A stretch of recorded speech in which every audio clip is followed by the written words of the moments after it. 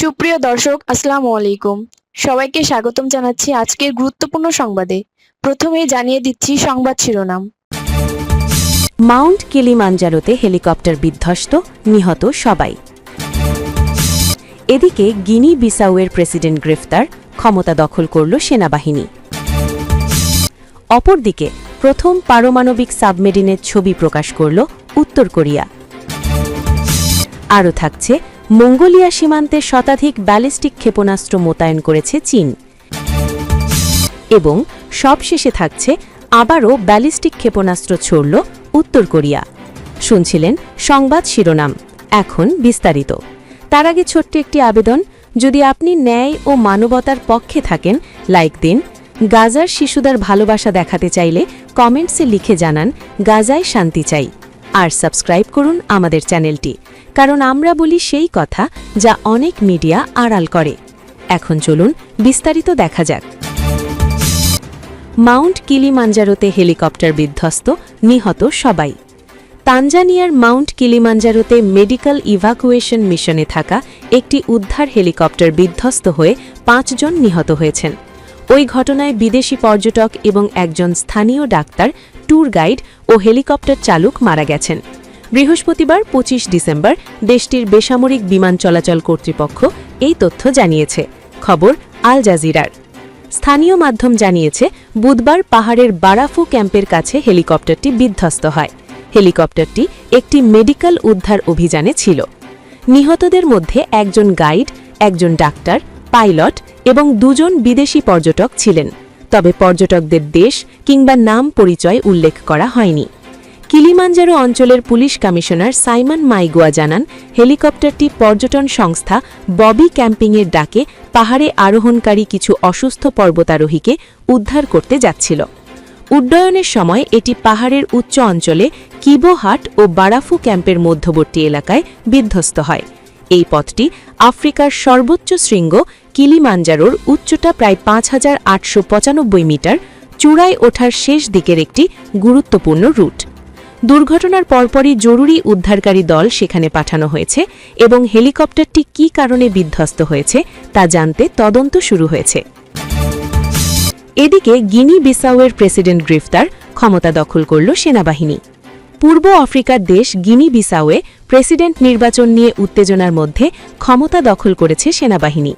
এর আগে president উমারো Sissoko এমবালোকে গ্রেফতার করা হয়েছে। ২ প্রধান প্রতিদ্বন্দ্বী নিজেদের জয়ী ঘোষণা করেছিল। এরপরই সেনাবাহিনীর ক্ষমতা দখলের ঘটনা ঘটেছে। বুধবার দেশের সম্পূর্ণ নিয়ন্ত্রণ তাদের হাতে রয়েছে বলে ঘোষণা দিয়েছে সেনাবাহিনীর এক অর্ধতন্য কর্মকর্তা দল। খবর আল জাজিরার। দেশের ঐতিহ্যবাহী টেলিভিশন চ্যানেলে এক বিজ্ঞপ্তিতে তারা বলেন, দেশে আইন শৃঙ্খলা ফিরিয়ে আনার কাজ করবে সেনাবাহিনী। এই সামরিক কর্মকর্তারা দেশে পরবর্তী নির্দেশ না দেওয়া পর্যন্ত সব ধরনের নির্বাচনী কর্মসূচি বাতিল করা হয়েছে।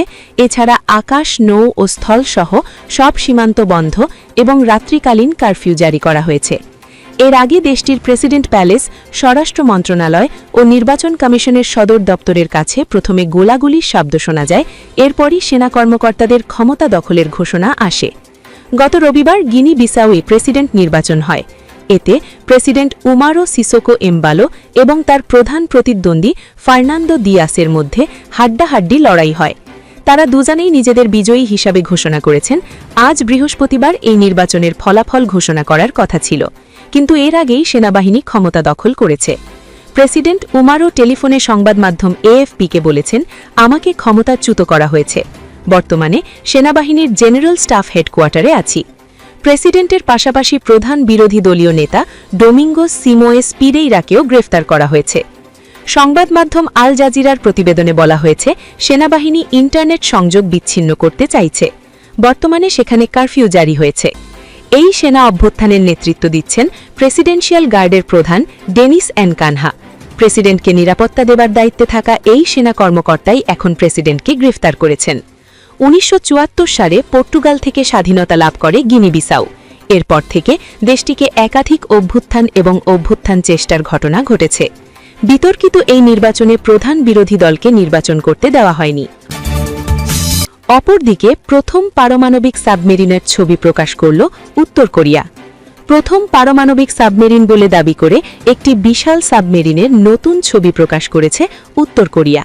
বৃহস্পতিবার ২৫ ডিসেম্বর দেশটির শাস্ত্রঋত্য মাধ্যমে প্রকাশিত এসব ছবিতে দেখা যায় মার্কিন নৌবাহিনীর কিছু অ্যাটাক সাবমেরিনের সমান আকারের এই জাহাজটি পরিদর্শন করছেন দেশের প্রেসিডেন্ট কিম জং উন। ছবিগুলোতে দেখা গেছে গাইডেড মিসাইল সাবমেরিনটি একটি ইনডোর নির্মাণ কেন্দ্রে রাখা হয়েছে।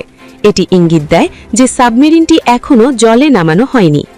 পারমাণবিক চালিত সাবমেরিন নির্মাণ দীর্ঘদিন ধরেই কিম জং উনের একটি লক্ষ্য ছিল, যা তিনি প্রথম ২০২১ সালে ক্ষমতাসীন দলের কংগ্রেসে প্রকাশ্যে তুলে ধরেন। বিশ্লেষকদের মতে সম্প্রতি ট্রাম্প প্রশাসনের কাছ থেকে দক্ষিণ কোরিয়াকে নিজস্ব পারমাণবিক চালিত সাবমেরিন নির্মাণের অনুমোদন দেওয়ায় পিয়ংইয়াংয়ের এই প্রকল্পে নতুন করে গতি এসেছে। পারমাণবিক চালিত সাবমেরিনের বেশ কিছু কৌশলগত সুবিধা রয়েছে।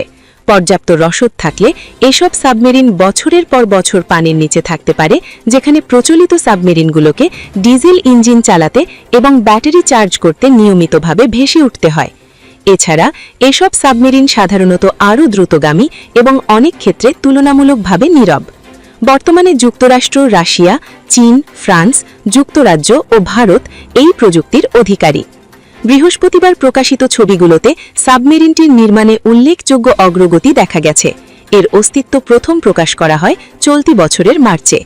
শাস্ত্রঋত্য মাধ্যম জানিয়েছে সাবমেরিনটির ডিসপ্লেসমেন্ট ৮৭০০ টন, যা যুক্তরাষ্ট্রের নৌবাহিনীর অধিকাংশ ভার্জিনিয়া শ্রেণীর পারমাণবিক চালিত অ্যাটাক সাবমেরিনের সমতুল্য।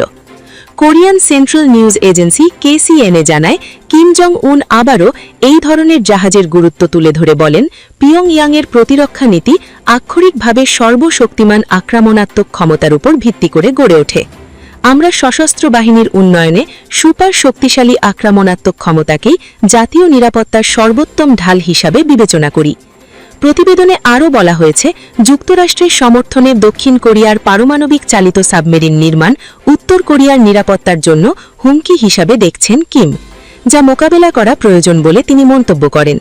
তবে সিওলের ইহোয়া উইমেন্স ইউনিভার্সিটির আন্তর্জাতিক অধ্যয়ন বিভাগের অধ্যাপক লেইফ এরিক ইজলি বলেন, কোরিয়া উপদ্বীপে উত্তেজনা বৃদ্ধির জন্য মূলত পিয়ংইয়াং নিজেই দায়ী। তার মতে, পারমাণবিক চালিত সাবমেরিনের সংখ্যা বাড়লে অস্থিরতা বাড়তে পারে। এ বিষয়ে কিম হয়তো সঠিক, কিন্তু এই অস্ত্র প্রতিযোগিতার জন্য তাকেই দায়ী নিতে হবে।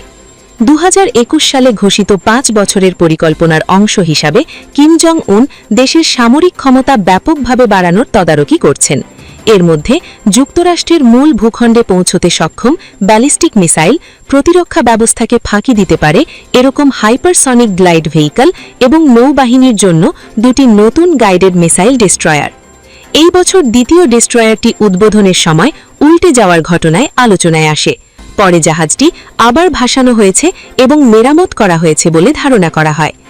নতুন সাবমেরিন পরিদর্শন করার সময় কিম বলেন, ডেস্ট্রয়ার এবং পারমাণবিক চালিত সাবমেরিন নির্মাণ করা আমাদের নৌবহরের যুদ্ধ ক্ষমতা শক্তিশালীকরণে একটি বিশাল অগ্রগতি। আরও থাকছে, মঙ্গোলিয়া সীমান্তে শতাধিক ব্যালিস্টিক ক্ষেপণাস্ত্র মোতায়েন করেছে চীন। চীনের সামরিক ক্ষমতা এবং পারমাণবিক অস্ত্রভাণ্ডার দ্রুত সম্প্রসারণ নিয়ে মার্কিন প্রতিরক্ষা দপ্তরের পেন্টাগনের এক খসড়া প্রতিবেদনে উঠে এসেছে চমকপ্রদ তথ্য। প্রতিবেদনে দাবি করা হয়েছে, চীন ৩টি সাইলো ফিল্ডে ১০০টিরও বেশি পারমাণবিক ব্যালিস্টিক ক্ষেপণাস্ত্র মোতায়েন করেছে বলে ধারণা করা হচ্ছে। পেন্টাগনের প্রতিবেদন অনুযায়ী চীন বর্তমানে বিশ্বের অন্য যে কোনো পারমাণবিক শক্তিধর দেশের তুলনায় দ্রুত গতিতে তার অস্ত্রভাণ্ডার সম্প্রসারণ এবং আধুনিকায়ন করছে। তবে এ ধরনের প্রতিবেদনকে চীনকে কলঙ্কিত ও আন্তর্জাতিক সম্প্রদায়কে বিভ্রান্ত করার অপচেষ্টা বলে অভিহিত করেছে বেইজিং। গত মাসে মার্কিন প্রেসিডেন্ট ডোনাল্ড ট্রাম্প বলেছিলেন তিনি চীন ও রাশিয়ার সাথে নিরস্ত্রীকরণ বিষয়ে একটি পরিকল্পনা নিয়ে কাজ করতে পারেন, কিন্তু পেন্টাগনের খসড়া প্রতিবেদনে বলা হয়েছে বেইজিং এ ধরনের উদ্যোগে আগ্রহী বলে কোনো ইঙ্গিত পাওয়া যায়নি। প্রতিবেদনে উল্লেখ করা হয়েছে, চীন মঙ্গোলিয়া সীমান্ত সংলগ্ন এলাকায় অবস্থিত সাইলো ফিল্ডগুলোতে ১০০টিরও বেশি সলিড ফুয়েল DF-31 ICBM মোতায়েন করেছে বলে ধারণা করা হচ্ছে। পেন্টাগন আগে এসব সাইলো ফিল্ডের অস্তিত্বের কথা জানিয়েছিল, তবে সেখানে কতগুলি ক্ষেপণাস্ত্র রয়েছে সে বিষয়ে এবারই প্রথম সংখ্যা উল্লেখ করা হলো। তবে এই প্রতিবেদনে নতুন করে মোতায়েন করা ক্ষেপণাস্ত্রগুলির পরবর্তী লক্ষ্যবস্তু সম্পর্কে কিছু জানানো হয়নি। এতে বলা হয়েছে চীন 2024 সালের পারমাণবিক ওয়ারহেডের সংখ্যা 600টির মধ্যে সীমাবদ্ধ ছিল, যা আগের বছরগুলোর তুলনায় উৎপাদনের গতি কিছুটা কমার ইঙ্গিত দেয়।